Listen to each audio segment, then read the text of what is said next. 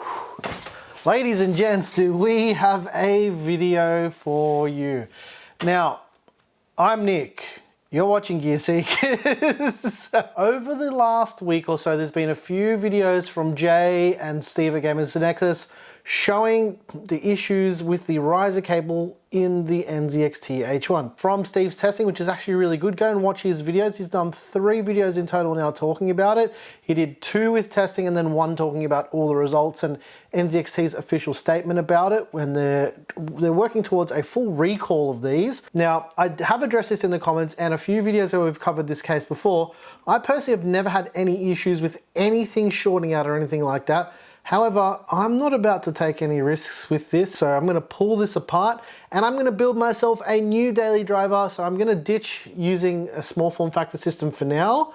I've got some really interesting hardware choices and I want to use something just a little bit different with a tiny bit more expandability. So like I said, I'm going to pull out the M.2 out of this and the GPU and that's it. But controversially, I'm going to be jumping over to Intel for my daily driver, but keep watching to find out why.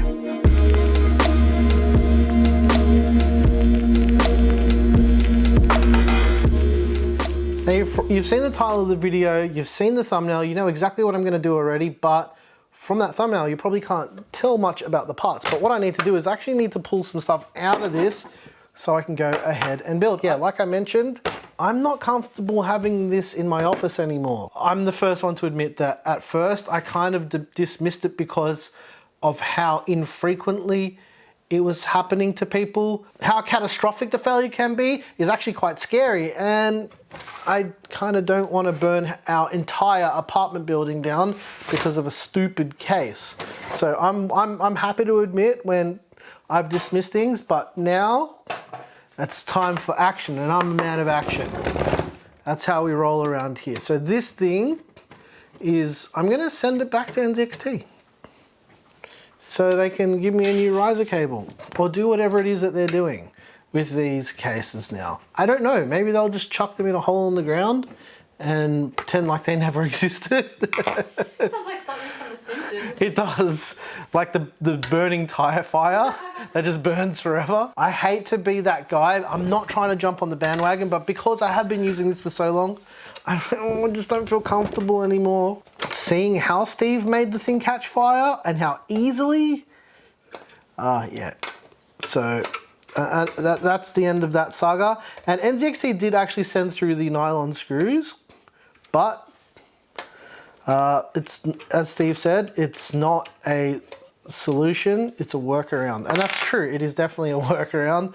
They should have put a little bit more R&D into this for one main reason. Claire, you know what the reason is? Tell me. Remember when we first saw this case? Yes. Right? That was in May 2019. Yep. It then proceeded to release about 8 months later. They had 8 months to figure this out. And that was like one that they had said that was like the final version back then. So they had time to QC everything.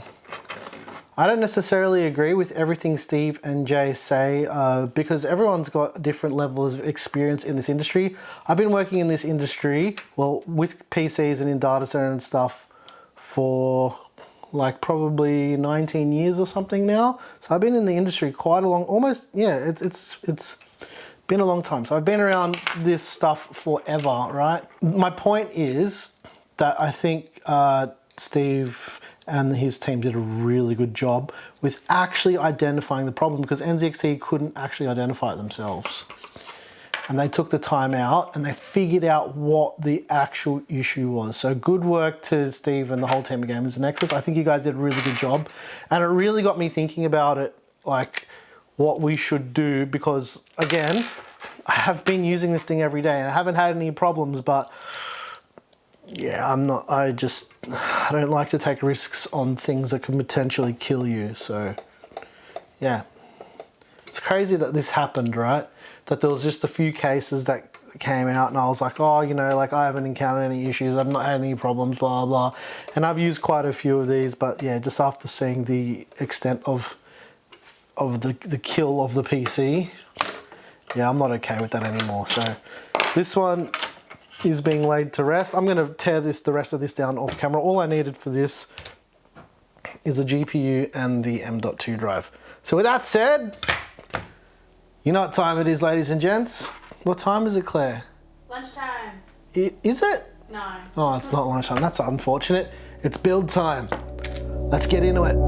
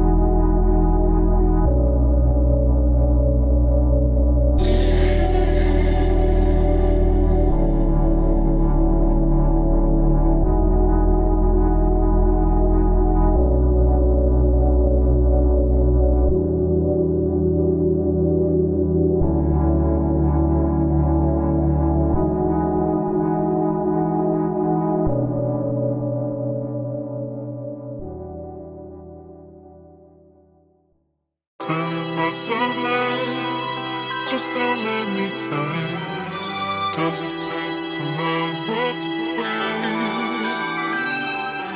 Tell me that's so life. Just how many times does it take for my world to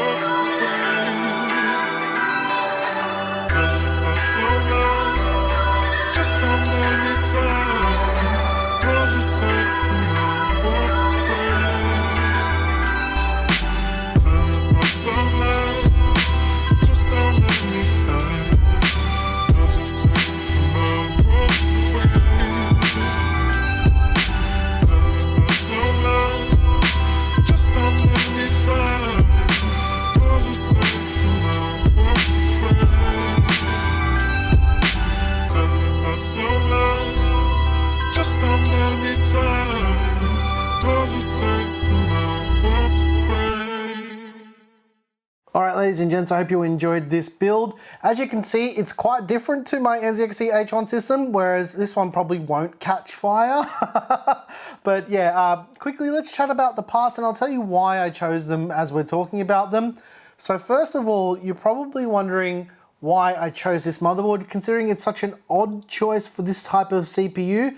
The motherboard is the Gigabyte W480 Vision D. It's a Xeon workstation board, however, it does support regular 10th and 11th gen CPUs. The reason why I chose this board is pretty simple. It's got a butt ton of connectivity, it's got Thunderbolt, it's got dual Ethernet, and just in general, it's completely overkill for what I need it for. However, it will support PCIe Gen 4 if I decide to upgrade the CPU later. So hopefully the i5 CPUs that are coming out a little bit later also have PCIe Gen 4 because I will be upgrading this, and this actually gives me a fairly decent upgrade path with this motherboard as well. So it is odd, it is expensive, but it is very, very practical for my use case. However, what's not so practical, well, rather an odd pairing rather, is the CPU. It's the Intel Core i5-10400. Now, the reason why I went with the 10400 is before this I was using the 3600. On paper, they're quite similar in specs. This one's a little bit slower than the 3600. However, I wanted something that uses a little bit of power, not a lot of power. So yeah, I wanted something with a lower thermal profile and something that will consume physically less power as well. So that's CPU and motherboard. You also probably noticed that the RAM changed from when I was putting on the board to this not so RGB RAM. Okay, I put a little card on the screen because I've already edited this part of the video, but basically what happened was the RAM didn't fit with this cooler up the top, and that's it. If it did fit, I would have kept the memory. The memory specs are a little bit slower. This is 3200 megahertz memory. The RAM I pulled out was 3600 megahertz. Intel's not too fussy about that, so it's not going to make a massive difference in performance. All I need is 32 gigs of RAM for the music production stuff I do, because the plugins are quite hungry for memory. CPU not so much, RAM, yes, very hungry. To cool the 10400, we went with the Phanteks Glacier 240 miles per hour. I don't know why they call it that. MPH, not miles per hour, whatever. It's funny. It's probably an overkill cooler for this, but space-wise, yeah, fairly decent. I could have gone air cooling, but to be honest, I really wanted to use those white uni fans. We've had them sitting here for about a year, and this is the first time I've gone with them. We've only got 3 of them. That's why I didn't change the front fans that go in the case. We've only got 3 white ones. I have a whole stack of black ones for another build coming later. I've kind of been holding out on that for a while, but yeah, only 3 uni fans. That's the way we do it. I did something quite interesting with the lighting on the fans on this build. Usually you'd need to use the little USB hub that you use L-Connect, which is the software for these uni fans. However, I just connected them up to the case's RGB controller because they use the same RGB connector, right? So I figured out a way how to do it so I can just use the case lighting, and this is the color scheme that suits my office that I wanted it to be anyway. The only issue I have with this controller is with this color scheme, I can't change the brightness. So that's why the thumbnail is gonna look a bit different to the B-roll and everything else, because it's very hard to capture. In person, this thing looks really, really awesome. In video and photo, not so much, but it is really cool. The GPU is another conservative one that I've been using for quite a while. I actually pulled this one out of Claire's computer because I upgraded her GPU about a month ago.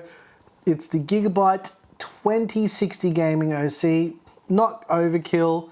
I don't need crazy video horsepower. I do need just enough because I do a little bit of After Effects staging on here. So I will start to tinker with stuff in After Effects, then I'll push it over to the editing PC when it gets a little bit more complicated. But most of the animations and stuff usually start out on here, because what will happen is I'll be sitting there late at night because I won't have my editing PC on, and I'll just be browsing the web, and then I'll just be like tinkering with stuff, and then all of a sudden I'll just start building it out in After Effects on this, and then I'll finish it up on the editing PC. So yeah, this computer is kind of the one size fits all, kind of does everything averagely PC. The power supply is a Cooler Master 650 watt gold. It's their new V2 one. It's a white power supply. I didn't choose it because it was white, because a black one actually would have looked better. The reason why I chose this power supply is I've used it once and it's the perfect wattage for this. 650 watts for this system is absolutely, it's actually probably overkill for this hardware. But yeah, I just wasn't using this power supply and I was like, I'll put it to good use in the system that is gonna be used. So yeah, that's the story with that. And last but not least is this case. It's the Phanteks Eclipse P360A in white. I reviewed this case. I really liked this case and I didn't give it away because what we did a little while ago, well, we're still kind of doing it. Well, we're not kind of, we are doing it. We're giving away most of our cases, but this is one I wanted to keep because I really did like it. I like the size of it. It's not massive. It's actually quite small for an ATX case and it's very versatile. The white case choice is only because my entire office is white now and this is the only PC you'll see when you walk into my office because all of the other PCs that I've got that I use, so I've got 3 PCs. My gaming one, which is getting completely rebuilt next week, complete custom water cooled. It's gonna be nuts, it's gonna be sick. I'm actually keen for that. Then there's my editing PC, which is under the desk on a little trolley thing that I made. So it's raised off the ground and I can move it around because it's quite heavy. And then this one lives on top of the desk. So you will see it. So I did want it to look nice when I walked in and every morning. So I'm like, hey, you know, that looks sweet.